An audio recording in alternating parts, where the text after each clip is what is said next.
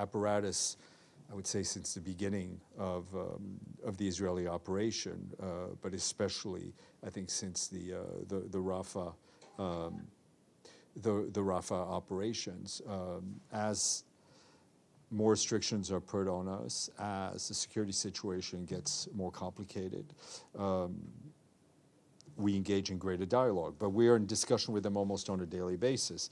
That is being had, both our Undersecretary General for Security Services, Gilles Michaud, had a conversation with COGAT when they had a delegation here in New York. Mohanad Hadi, the resident coordinator, who is also what we call the designated official for the occupied Palestinian territory, has also been in touch, not only with COGAT, but with the Southern Command, IDF Command. Ephraim. Thank you so much. A follow-up on your answer to Maggie's question. One of the things the director of Al-Shifa Hospital also called for is for any international organization to visit the prisoners and observe their situation. Are you aware of any efforts that are being made in this regard? What is being done to... I will check with our human rights colleagues who would be in the lead from the UN side if they've made any outreach to the Israeli authorities on that. Okay, and another one, the Israeli Ministerial Committee for Legislation approved a bill that would bar administrative detention for Jews, but would make it permissible for Arabs. And I would like to know if you have any reaction to that. I think we've spoken out against administrative detention, full stop. Benno, then Nabil. Thank you, Steph. The SG spoke out about a possible shift to the far right in many countries around the world. I think in the last year, at least, I heard him saying that a few times. Now we have a far-right party in France being the strongest force after the snap election. Is there any comment? No, we don't have any particular comment in the wake of, in the midst of a two-round election. Though the Secretary General's opinion, I can tell you, has not, of how he expressed himself and what he said, remains unchanged. Nabil. And then we'll go to our president. So have you done, or have you maybe received any assessment on the damages? Sorry, a little loud. Sorry. Have you received, or maybe has the UN done any assessment on the damages on both sides of the blue line in southern Lebanon and northern Israel since October? Well, we have, our UNIFIL colleagues, our OCHA colleagues are present in the south in support of the population. We do not have a presence in northern Israel, but we do very well know that civilian population in northern Israel has also been negatively impacted. Civilians on both sides of the blue line have been negatively impacted by the ongoing hostilities, and one can only imagine the catastrophic impact that a full-blown war would have. No, I'm asking about damages in properties. I don't think we've done a full assessment. And how do you describe now the freedom of movement for a situation for UNIFIL? Are they still able to do their daily routine? I have not. Movement? I think given the situation on the ground, they've been able to continue to implement their mandate, despite all the risks that they may incur. But they've been, I think, doing a very good job on that front. Okay, I will.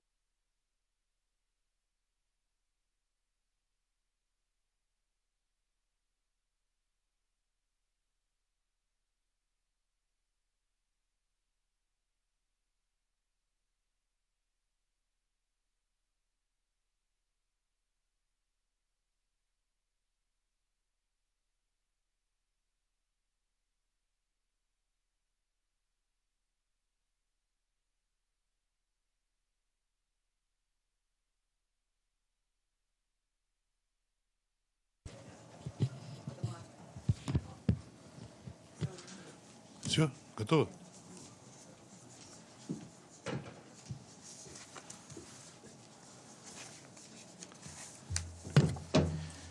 Hello, everyone. Thank you very much for coming. And so today, as you know, the Russian Federation assumes the UN Security Council presidency for July.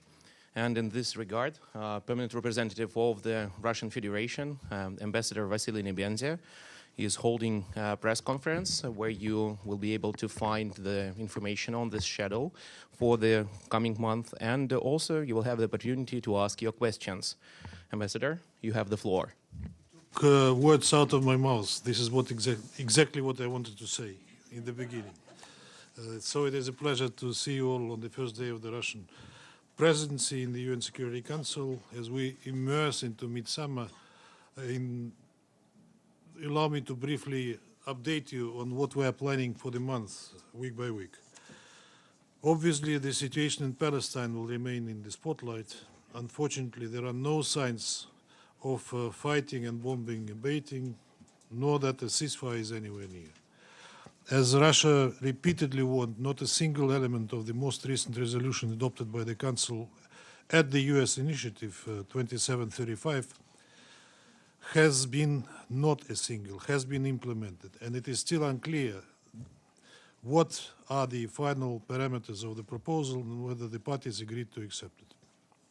The Council will start its deliberations with a briefing and consultations on the humanitarian situation in Gaza in the context of implementation of Resolution 2720 tomorrow morning, with Senior Humanitarian and Reconstruction Coordinator for Gaza, Sigrid Kaag, as a briefer.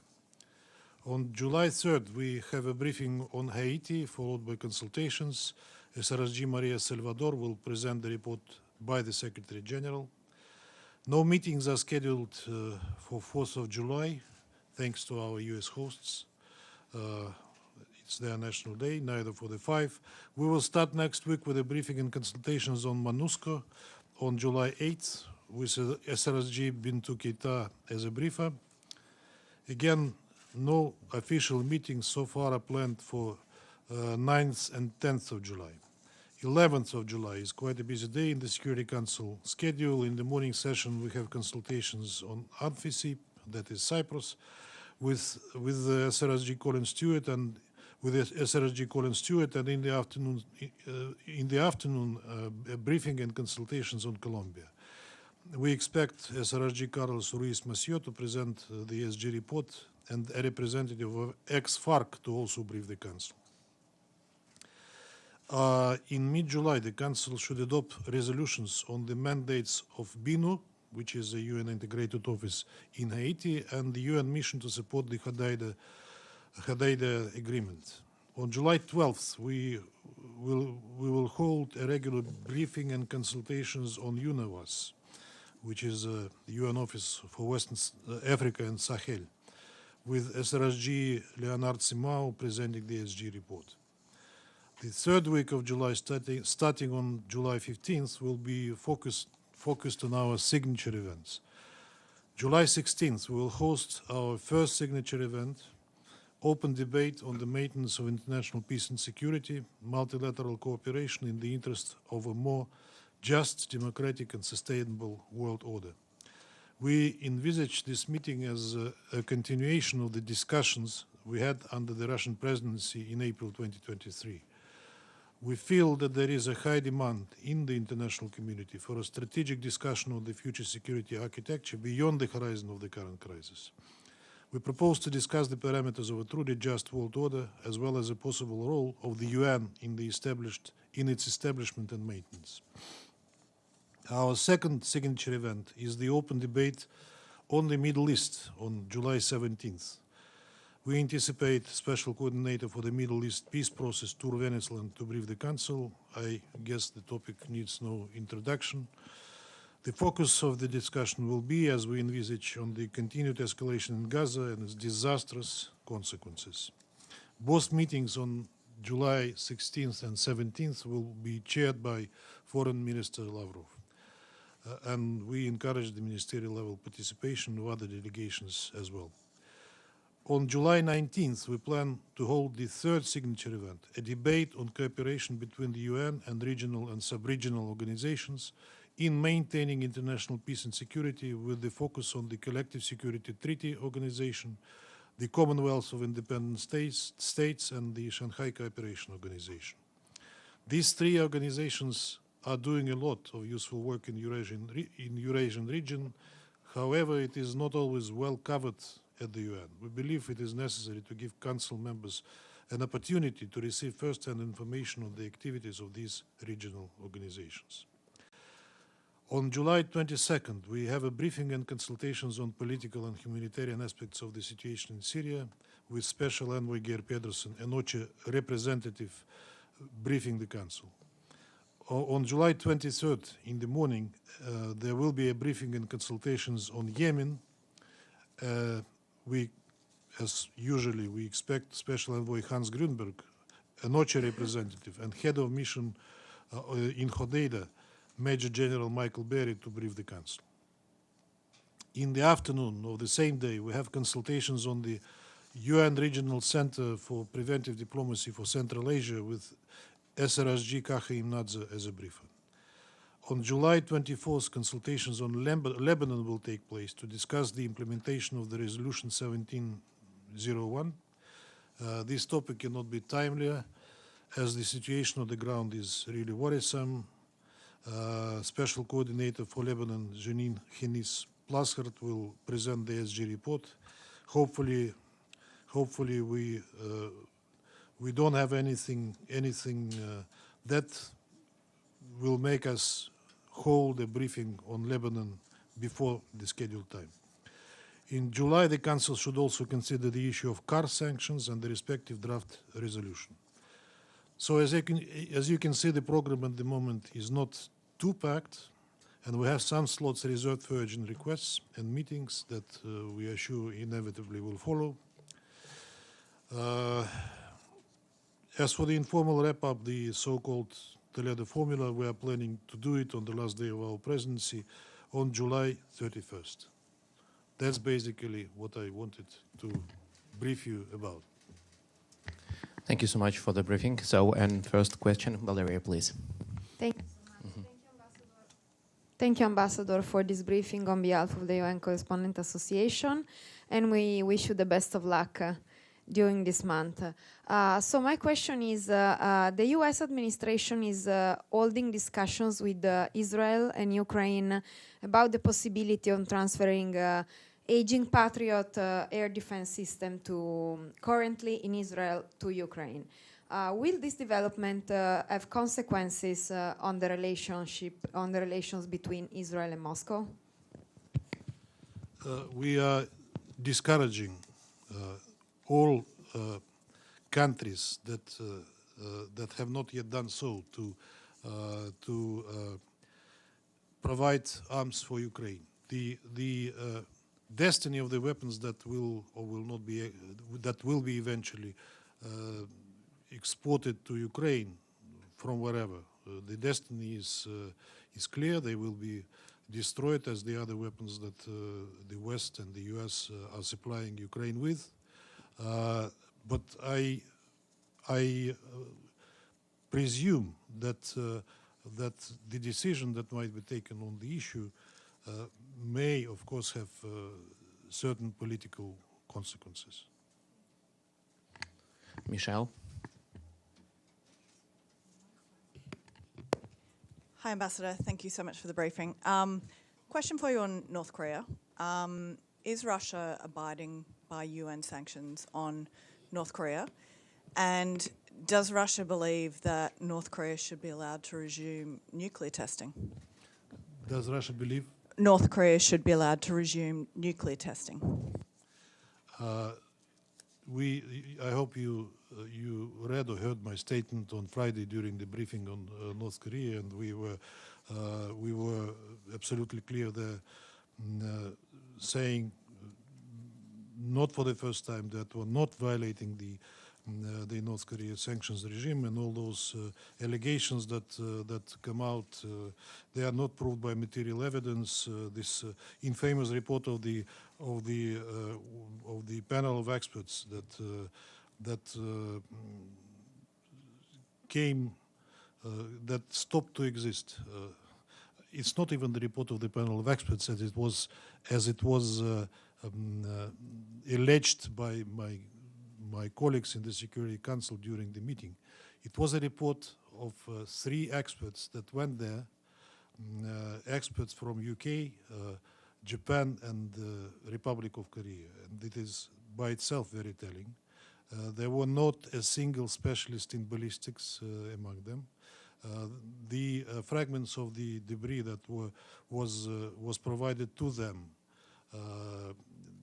they did not make conclusive statements on it, but it was widely reported as if these were DPRK missiles. The publication of these things continued for a long time. The panel of experts was engaging, some experts from the panel of experts were engaging in stamping allegations against North Korea and its leadership, using the highly likely pretexts for it, the newspaper reports, some blurred photographs which they betrayed for the hard evidence. So when the meeting started, I said that we are absolutely clear what the purpose of the meeting was. I mean, it was the purpose. The purpose of the meeting was to expose Russia and North Korea for allegedly violating the UN resolutions on DPRK. No, we are not in violating them, and we are. You know, the treaty was cited extensively. That was signed in Pyongyang. But if you read the treaty, which is in the open access, it's in the internet, you will see that all these accusations that were laid on the table to blame us, they don't stand any critics, in fact.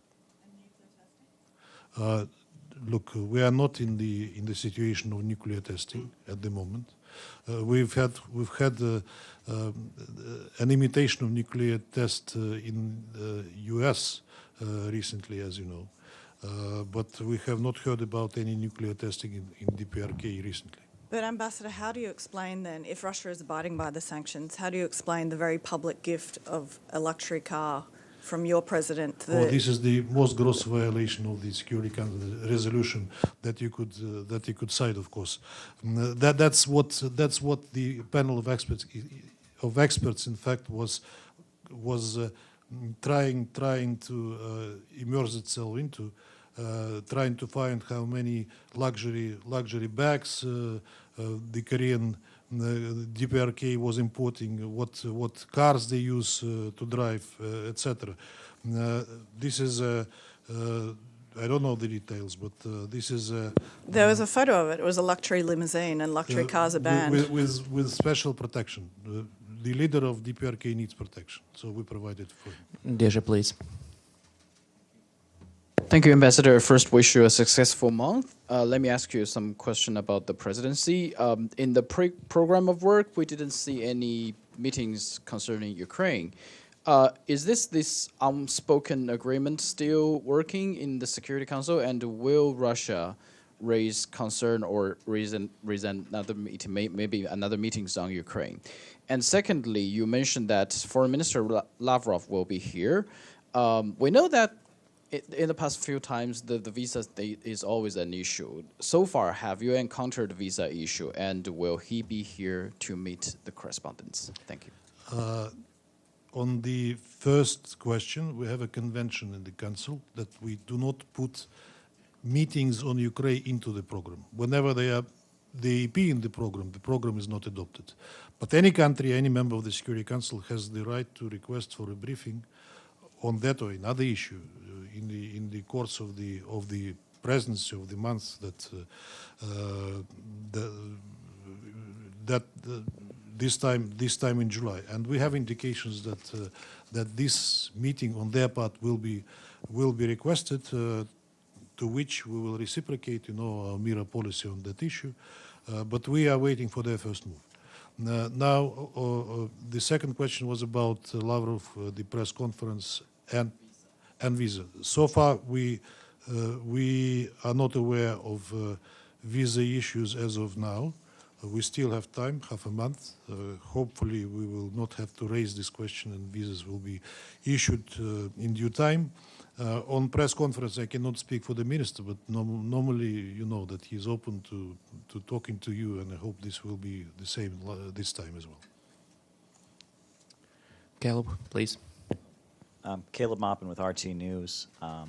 My question is regarding, will Russia ask the UN Security Council to put sanctions on those parties that were involved in the recent attack on a Crimean beach with U.S.-sponsored, supplied ATACMS missiles? Do you expect there to be an investigation of that attack outside of Russia? And what do you make of the Western reaction to that terrorist attack? I do not expect any investigation outside of Russia. Moreover, we've seen comments by the U.S. State Department and the European Commission. What struck me mostly was the comment from the European Commission, which representative said that the proof and the evidence Russia is providing are close to zero, or even below, which is, of course, a shameful statement. But the investigation is going on in Russia. Yes, that's true. Margot. Pamela, please. Thank you, Evgeny. Ambassador, the ITU, the International Telecommunications Union, today issued a complaint against Russia on satellite, on jamming of satellite communications in 4 countries, in Ukraine, in Netherlands, France, Sweden, and Luxembourg, 5 countries. Can you explain, and that they disrupted air traffic control, children's schools, all sorts of other things. Can you explain where that is coming from and if Russia is doing this? And then also Russia apparently, and maybe you can confirm it, submitted its own complaints to ITU, but they weren't included in this report. Can you explain either of those things? Thank you. I cannot comment on the first part of it. I have not heard of it, frankly, and I have to investigate myself what was put on the table by the ITU.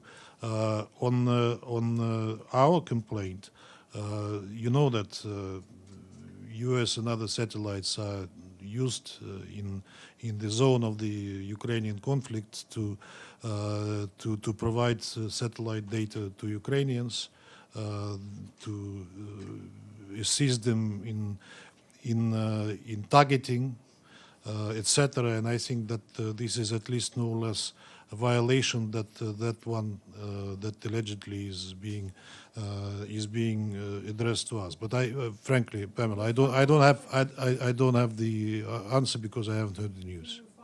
I will. Edith, please. Margot was asking a long time. Oh, okay. Thanks, Ambassador. That's very kind of you. Just to follow up first to Michelle's question on DPRK. So you say you're abiding by the sanctions, but would you agree that any military materials or munitions that are transferred to or from North Korea and another country would be a violation of the sanctions of the Council? Perhaps, but that doesn't happen. Okay, and then would Russia tell other countries to implement those sanctions resolutions? Would you still support them? These sanctions resolutions, when they and you talk sanctions resolutions, you talk only one part of it, what is forbidden to North Korea, but you omit and them omit other parts of that resolution that call for the political and diplomatic solution to the crisis, that calls for the humanitarian relief. You know that Russia and China put forward a resolution on humanitarian assistance to North Korea to alleviate the suffering of the North Korean population, not just the leadership as they claim, but it was flatly rejected at a certain time, and nobody plans to follow it. So I mean, there are a lot of things in these resolutions that are being neglected, while other parts of it are being put to the limelight. Okay, and then if I could just ask you, right now in Doha, they're having the meetings on Afghanistan with the special envoys and Madame de Carlo. How close is Russia to removing the Taliban from your list of designated terror groups, and are you getting closer to recognizing them? Taliban is de facto authorities on Afghanistan, and we've been saying consistently that you have to recognize this fact and deal with them as such, because whether you like it or not, but this movement is running the country now. And you cannot simply ignore that. On how far we are from removing them from the sanctions list on which they are now in Russia, I cannot tell you a definite answer. But I heard some talks about it. But generally speaking, it's good that Taliban was finally invited to Doha this time, because it is impossible to solve the problems of Afghanistan behind the back of their de facto rulers. Inviting the representatives of the civil society, NGOs, the former government, which is fine, all right. But I mean, you have to deal with those people who actually run the country. What will come out of the meeting in Doha is difficult to say, because the positions, everybody wishes well to Afghanistan, but the roadmap how to do it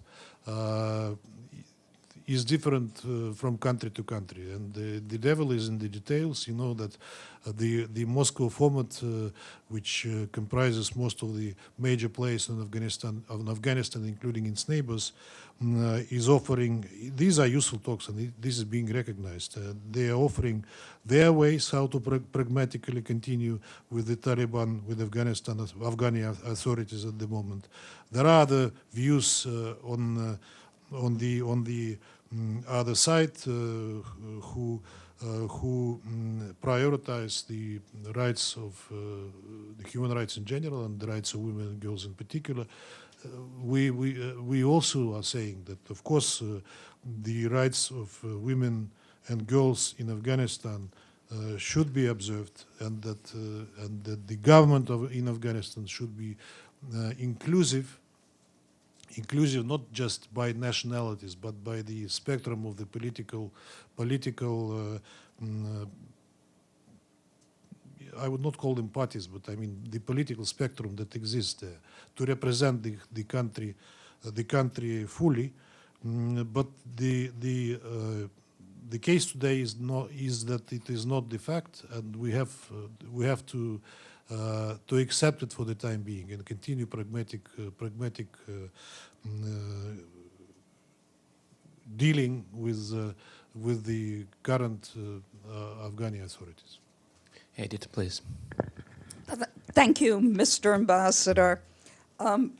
First, Donald Trump has said that if he is elected, he can solve the Ukraine crisis in one day. We heard it before. What's your reaction to that? And on a broader question, we've all seen a growing geopolitical divide between Russia, China, North Korea, the U.S. and European and Western allies, which, of course, has ramifications here as well as in many other institutions. Do you see any way of closing this growing divide? The Ukrainian crisis cannot be solved in one day. That's objective. President Putin recently said where we are in the Ukrainian crisis as of today. It could have been solved, as you are well aware, in April 2022 in Istanbul, where we were very close to an agreement. But then Western sponsors of Ukraine interfered, in particular Boris Johnson, who told Ukrainians, who told the Kiev regime to continue fighting Russia. There was a Bucha provocation that was formally the reason for them to exit the negotiations and the agreement that was 95% ready. Now Zelensky and the regime are running around with his so-called peace plan, which is of course not a peace plan but a joke. They had a conference in Bürgenstock, as you know, which was a failure, and that is it is not being very much commented because it was a failure, but it is being recognized by all serious observers. President Putin, speaking recently, as recent as 14th of June, said that the reality has changed, and we are ready anytime, not just to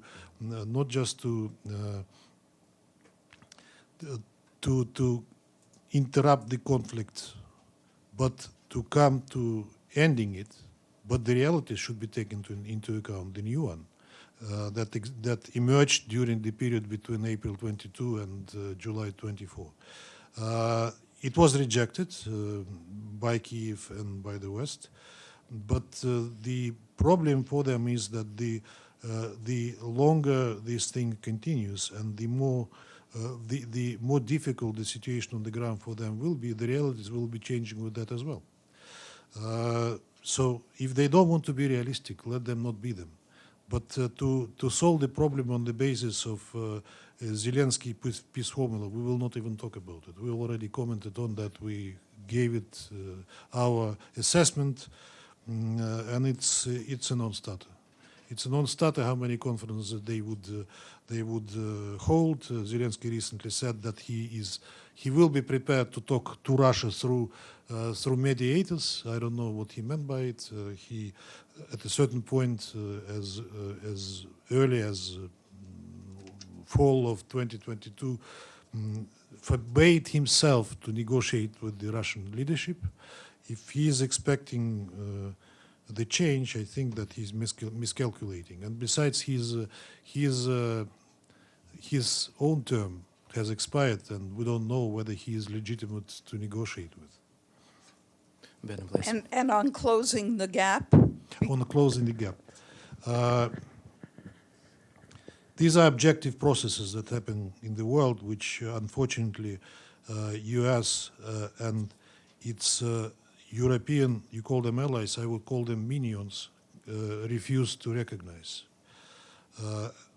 That other centers of power are emerging, China being one of them, other places, I will not enumerate them all, and that they have to recognize this objective fact. But they are trying to retain the dominance that they enjoyed for the last 500 years, basically, and cling to it.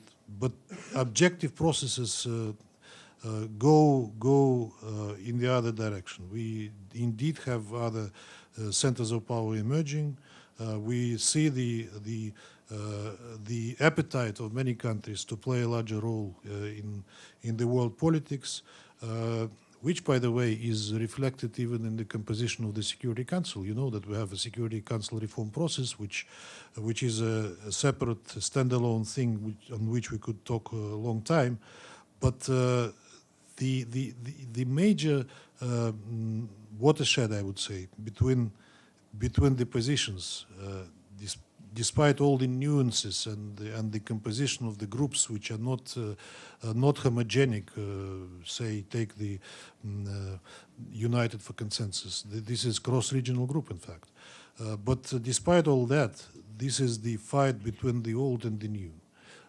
And we say that indeed the developing world, the so-called developing world, or rather global south, is in particular Africa, is underrepresented in the Security Council, while the collective West, I would call it so, is overrepresented there, which does not reflect the current state of world geopolitics. So these processes are happening. They are painful for some of them, but they will continue to shape the geopolitics for the future to come. to end, you say, this confrontation that exists, the West and the U.S. in particular have to realize that that they have to change their, not just the rhetoric, but the course towards countries like China, for example. We sit in the Security Council meetings, and every time a U.S. representative speaks, he's trying to pinch China on something, on whatever. I'm not talking about us. On us, that's we are usual suspects. We are used to it. But China, he attacks, or she attack every time they speak, which doesn't really help in the atmosphere. The atmosphere between the great powers and China doesn't like it. They are trying to limit its not just political capabilities, which is difficult, but economic ones as well, with the new sanctions, with the new UCMs.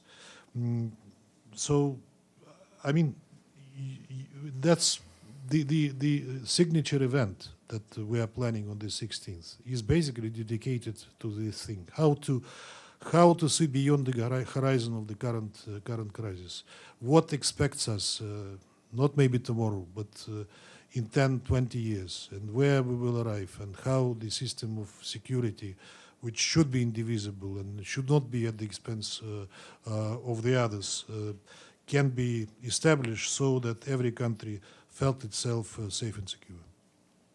Bena, please. Thank you so much. I wish you also the best for your presidency. I want to follow up on Michel's questions about North Korea and nuclear testing, because frankly, I think you didn't answer it. You said there was no nuclear test. That's right, but that doesn't keep you from having a position of North Korea, if it should be allowed or not to test nuclear weapons. I should not, I don't want to comment it, not to encourage anyone to do it, all right? But don't you think that might sound to North Korea like an invitation? I don't think so. I think you underestimate the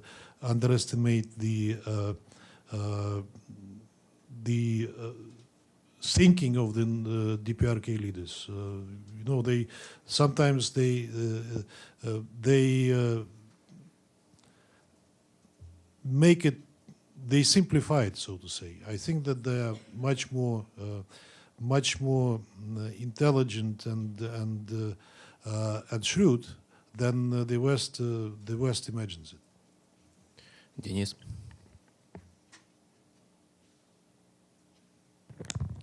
Василий Алексеевич, здравствуйте. Денис Соловых, агентство ТАСС. I have a question regarding the third signature event, a debate on cooperation between the UN and regional and sub-regional organizations. You mentioned that Council members will have the opportunity to receive first-hand information. So does this indicate that we should expect high-ranking officials from these organizations to brief Security Council members? Thank you. Absolutely, yes. We expect the heads of the secretariats of CSTO, the CIS, and Shanghai Cooperation Organization to brief the Council. Susan. Thank you so much. Thank you, Mr. Ambassador. Susan Tehrani from India's WION.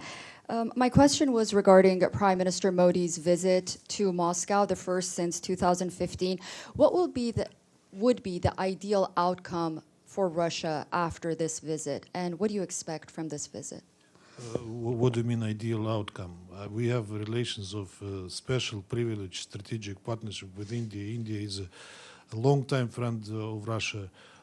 We cooperate in so many areas, and I think that will be a substantive conversations on the whole range of issues that our countries cooperate on. I'm not aware what kind of documents will be the result of that visit, but I'm sure that there will be serious messages coming out of it, and I presume in the form of joint documents as well. Can you? I'm sorry. Yeah. Can you just elaborate on perhaps any specifics that we can expect will be in the talks, and perhaps what you expect will be achieved? I expect Russian-Indian relations to blossom even better. Affirm. Thanks, Evgeny. Hi, Ambassador. You said that you hope you won't have to convene any meeting on Lebanon before the regular one on the 24th. What did you mean by that? And could you also give us your reading of what's happening now over there? What is your analysis of the situation? And do you still believe that a war, an all-out war, could still be prevented, and how? I wish this war could be prevented. When I said that I hope that we are in a regular meeting on Lebanon, means that nothing happens before that would necessitate to hold an emergency meeting of the Security Council on that issue. We hear belligerent rhetoric about Lebanon from the Israeli leadership, and also replies from Hezbollah saying that they are ready to resist any attempts to invade Lebanon. And this has been already for some time, and that gives a serious cause of concern, because that will be not the first, but one of the next spillovers of the crisis that was in fact originated in Gaza. In fact, it originated decades ago, but I mean the current one that originated in Gaza, but it spread already to the region, be it Yemen and the Red Sea, and now Lebanon is in the queue, and I sincerely hope that we can avoid it. Do you imagine a scenario under which a war would not happen? Like, what steps should be taken? What can? If sides demonstrate restraint and understanding of the consequences of that potentially dangerous development, then I hope that we can avoid it. Yes. Vladimir. Thank you very much. Volodymyr Ilchenko, National News Agency of Ukraine. The question is about Russian crisis and Putin's regime.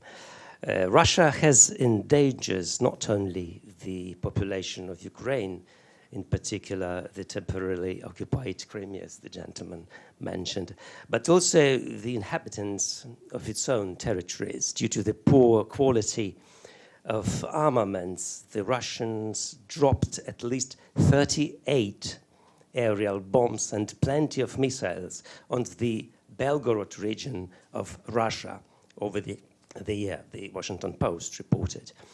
Would you like to discuss in the UN Security Council the issues of the security of the Russian population from its own armed forces? Washington Post is the ultimate authority to me. If Washington Post says it, I cannot counter it. But I mean, this is a regular narrative we hear.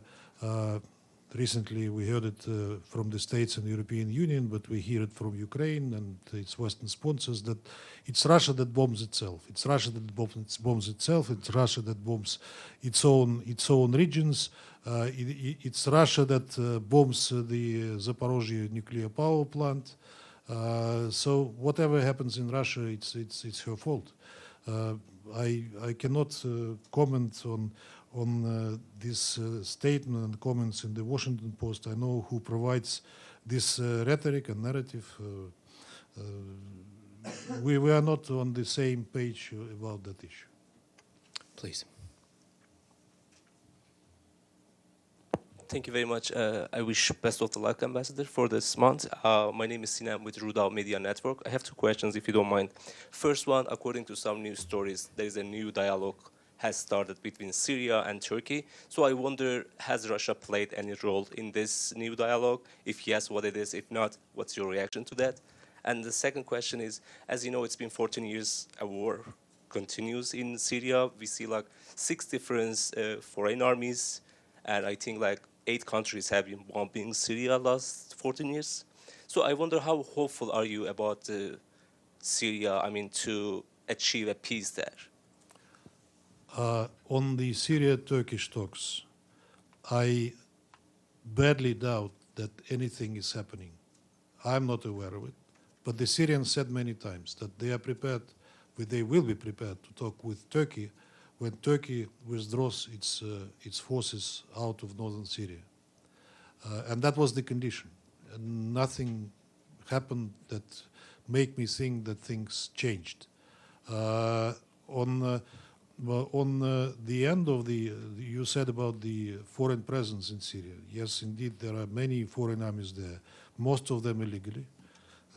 U.S., for example, that justifies its presence in Syria by Article 51 of the Charter. I wonder how Article 51 of the Charter works for the U.S. in Syria. There are two armies that were invited by the Syrian government, which is not the armies, but the military contingent. This is Russia, and Iran also was invited, who are, according to international law, are present there on the legally on the legal grounds. The Syrian conflict is not ending because the reality on the ground is not changing. The Syrian government is subject to numerous hundreds or thousands, perhaps, of sanctions, unilateral coercive measures, most of them originating in the West, of course. We've heard that Caesar Act in the US soon will be replaced by another one, Anti-Assad Regime Act, which will last till 50-something. And in these circumstances, how do you expect the normalization in Syria when it is being suffocated, in fact, by the West? You know that we are being told that UCMs do not affect the Syrian population. It's again against the regime, etc. The objective data shows quite the contrary. That the UCMs are affecting the simple, ordinary Syrian citizens who are deprived of basic necessities, who are deprived of medicine, who are deprived of medical equipment. Recently,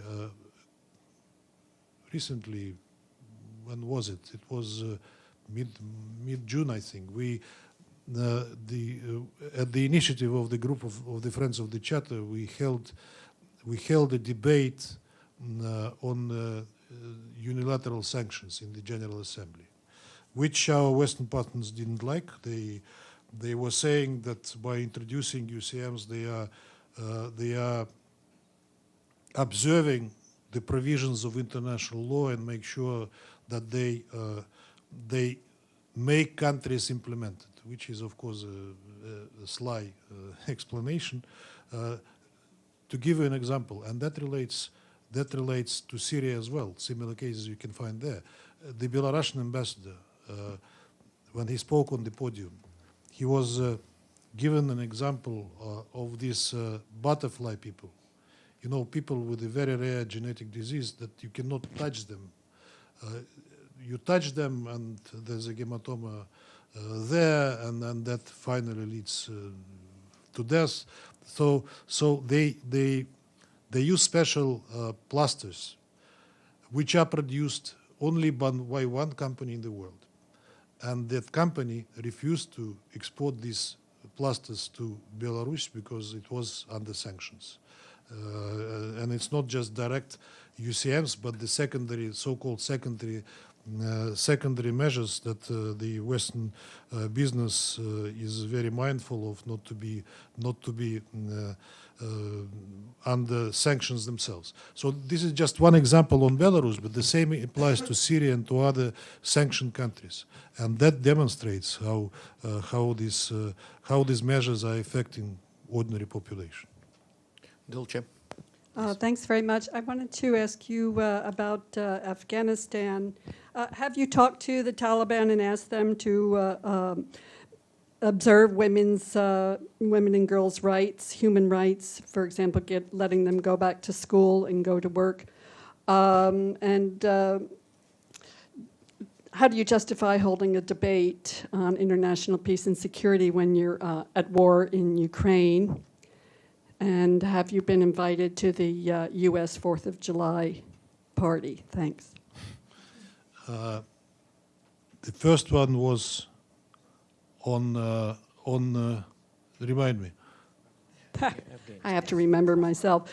Yeah, Afghanistan. Afghanistan. Given Russia's yes, powerful position in the Security Council. I got it. You got it. Okay. We are talking to Taliban. You know that we have the embassy in Kabul, and it never closed. We have our special envoy on Afghanistan, who is a very versed diplomat, which is recognized not just by us, but by the international community, Mr. Zamir Kabulov, who knows Afghanistan from north to south and east to west. Yes, we are talking to them, but they have their own ideas about it. Unfortunately, I'm not approving of that, but that's the reality we are facing with Taliban and their women's and girls' policies, which they justify by Islamic norms, which are in fact not Islamic, and which many Islamic countries are trying to explain to them, but they wouldn't listen. That's the point, and that's the problem. On the debate on multilateralism, you said when you are waging, etc. We said many times that the origin and the genesis of this crisis is much deeper than how it is being liked to be presented in the West, and we do not think that it's us who are to blame for the current state of the crisis. We were approaching a long time, for decades perhaps, and the last decade in particular. And now we're just reaping the fruits, the sour fruits, the bitter fruits of what was happening in geopolitics before the crisis started. But why are you at war if you're going to have a meeting about international peace and security? Look, we said many times that we didn't start that war. The war started long before. The war was encouraged by the West. They were happily watching what was happening in Donbass since 2014, without any willingness to instruct their Kiev puppets. Kiev regime puppets, I cannot call it otherwise, to implement Minsk agreements that, if implemented, could have prevented what is happening now. But then the West, what's happening now, it is fighting with Russia, with the hands of the poor Ukrainians, using Ukraine as an instrument against Russia, staying aside and saying no, we are not participating in this war, we are not involved, we are not a party to it, despite that they provide whatever ammunition, provide satellite data, despite that their instructors are directly involved in targeting of the Ukrainian ammunition on Russia. So it's the way how you look where the whole thing started, and we have a totally different opinion, at least from you, on how this thing began. 4th of July. Yes, we heard today at the breakfast of the members of the council, traditional breakfast that we hold on the first day of the presidency. Today was our turn. That everyone was invited. To what it will translate, I don't know. A card, an official invitation, or was it just an announcement? That I don't know. Would you go? Sorry? Would you go? If officially invited, I will. Please. Yep. Adla Massoud from the National. Going back to Lebanon, the Arab League over the weekend rescinded the designation of Hezbollah as a terrorist entity. What are your thoughts? Could you repeat, please? Okay. So over the weekend, the Arab League decided to reverse the Hezbollah designation as a terrorist state.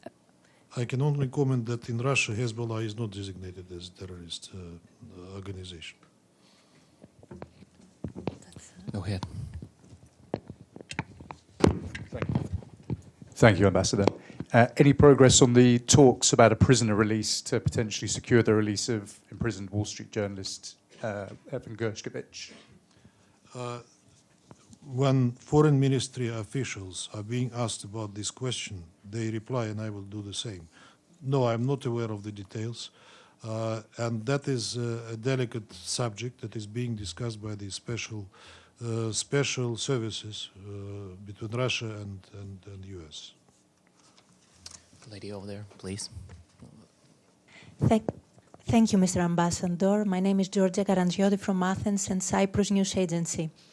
UN Secretary General Special Representative for Cyprus, Mr. Colin Stewart, and Head of UNFICYP, is expected to brief you within the next few days amid the UN Secretary General Personal Envoy's ongoing efforts to find common ground between the two sides. So I would like to ask your opinion on Cyprus issue, on this effort. You want to ask? Your opinion on this effort, on Cyprus issue. Special personal envoy of the Secretary General, the former Colombian Foreign Minister Olgin, was traveling to the island. She was talking to the parties, only to find that the parties are very far apart from the compromise solution that may be found. That is unfortunate, but that lasts already certain time. We had an opportunity in 2017 in Gran Montana, as you know, which was unfortunately lost. And since then, there was no visible, tangible progress on the Cyprus negotiations. Moreover, we see the toughening of positions on certain players. Now there's a question of extending the mandate of Olgin, but that's completely within the prerogative of the Secretary General, because she is his personal envoy, not the envoy of the Security Council, not the SRSG. Let's see. In fact, it's for him to make the decision. On Colin Stewart briefing, that will be a regular briefing by the UNFICYP that he heads on the developments on the ground, on the issues that they are facing. I do not expect anything extraordinary from this briefing.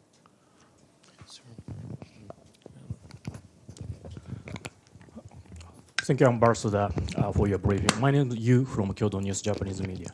I have a follow-up question about DPRK, especially about the panel of experts against DPRK. About panel of experts, because panel of experts. Yeah, since the panel was expired, it has been more than 2 months. Do you have any alternative plan to the panel, or do you think Security Council doesn't need the panel more? So, we wish the panel of experts didn't involve into politics based on encouragement of certain countries. And that was the major mistake that they made. I was commenting that in the beginning. We were, when the term of the panel of experts was expiring, we offered a way out, but the sanctions regime against DPRK is an unprecedented thing in the United Nations. It's not time-bound. It is not. It doesn't have any provisions for reviewing, and this cannot be tolerated. We need to start talking about it, because otherwise we see no incentive for DPRK to engage in when they know that whatever they do, the sanctions, the draconian sanctions regime remains. So the panel of experts, instead of trying to find ways within their mandate and the expertise how to engage and encourage the talks between the major protagonists, it enjoyed itself in producing reports with really laughable things, which are not at the core of the problem on the Korean Peninsula. And they also demonstrated many times their unprofessionalism, as I said during their visit in Ukraine in particular. So the group of experts, the panel of experts, was in fact doomed, and it doomed itself. It's not because we wanted it so badly to disappear.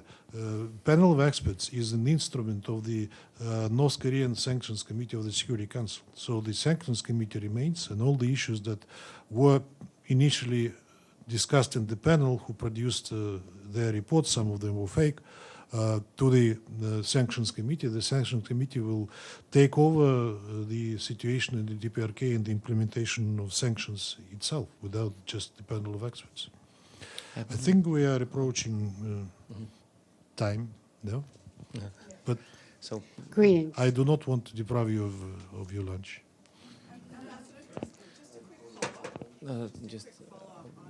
We already had the questions, so what you maybe were we will saying. give the last question to somebody else. So. It was just a quick follow-up, though. You was talking about sanctions, you know, they're indefinite and they should be lifted on North Korea.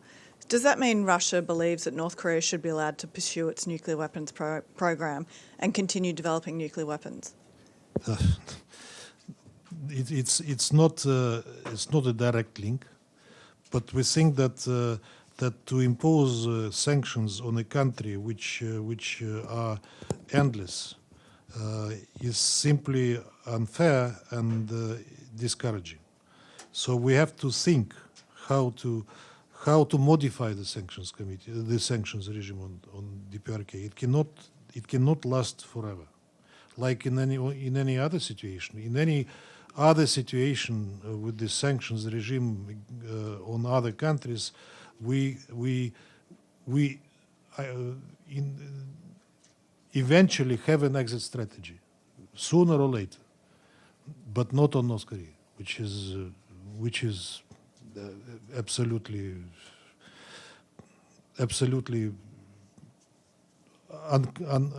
ununderstandable to us.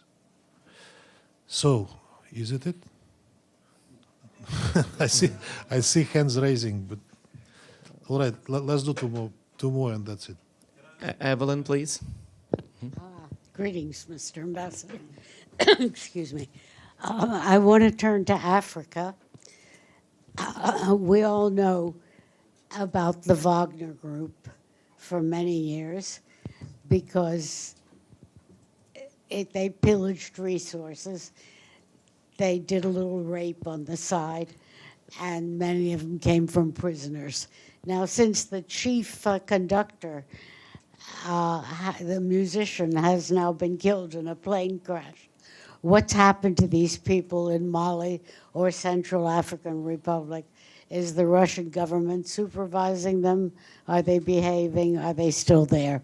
Thank you. I hear a narrative on pillaging resources and raping whoever comes their way from my colleagues from the Security Council, from some of my colleagues in the Security Council, for some time already. I didn't expect that from you, Evelyn. Let me be frank. Now there is no Wagner Group anymore. They were disbanded, and the way these private security companies organize themselves, that's their own business. They are not organized by a state, and they are not state entities anymore. One last question, please. Here. Thank you very much, Ambassador. I'm Shirfa Chitin from Anadolu Agency. As you also mentioned at the beginning of your meeting, the resolution that was accepted on the 10th for a ceasefire in Gaza, we can see from the unabated attacks of Israel that it's not being implemented. I just want to ask you, what can the United Nations Security Council do to enforce the implementation of this resolution? Thank you. First of all, to demand unequivocally immediate and verifiable ceasefire, because the resolution, as it is framed and it is worded now, it doesn't provide for it. It says about the ceasefire perhaps for the first time, but very indefinitely. And the plan, the so-called 3-point plan that was presented in the resolution, it is vague, incomplete, with the lack of details, which we commented when we spoke on it. That's why we in fact abstained, because we didn't want to sign up under the resolution that the goals and the means of implementation and the time frame of implementation is completely unclear. We didn't want to give a blanket document to our colleagues to pretend the implementation in fact sabotage the process, which we see happening. Israel, despite reassurances that, as we were reassured by the US, said immediately after the resolution was adopted, in a statement by an Israeli representative, they said they will not deal with Hamas, period. So that is one thing. Now they are blaming Hamas as if Israel has agreed to, which is not the case, in fact, at least de facto. Now they are blaming Hamas that it's not coming on board, while Hamas presented its view how the resolution should be implemented. So it's this ping pong continues, but nothing happens. Nothing happens in reality. Thank you very much. Thank you very much for coming. Thank you.